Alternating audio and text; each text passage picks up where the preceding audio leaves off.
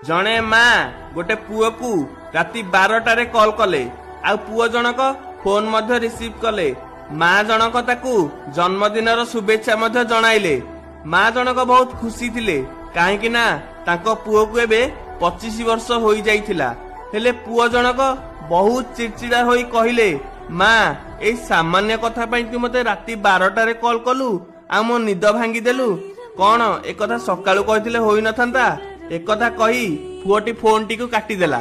आउ किछि समय परे पुओटीर बापा पुओटी को कॉल कले आउ कहिले मु एथि पई तते कॉल करिछि, तो माँ होची संपूर्ण पागेली। आउ तो जन्मदिन पई से मते गोटे मास पूर्वरु मने पकई आसुची मो पुओर जन्मदिन एई तारिख रे पड़िबो। आउ से आजी ता हातरे गोटे केक बनेइची आउ जिद्दी करिकि अछि तते उइस नकला पर्यंत से किछि खाइबनी बोली। आउ तू गोटे कथा जानिचु पुओ, तो माँ आजी नुह 25 वर्ष पूर्वरु पागेली होई जाइची।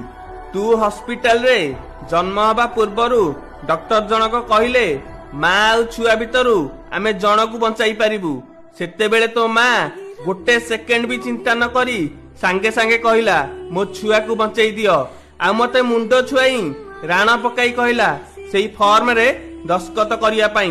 भगवान को कृपारु तमे 2 जण बंची गल। एबे तू गोटे कथा चिंता करे, जो माँ तोते न देखिबा आगरु निजे मरिबा पाई निष्पत्ति नै गला सेई माँ पागेली नुहे तो आउ कोन।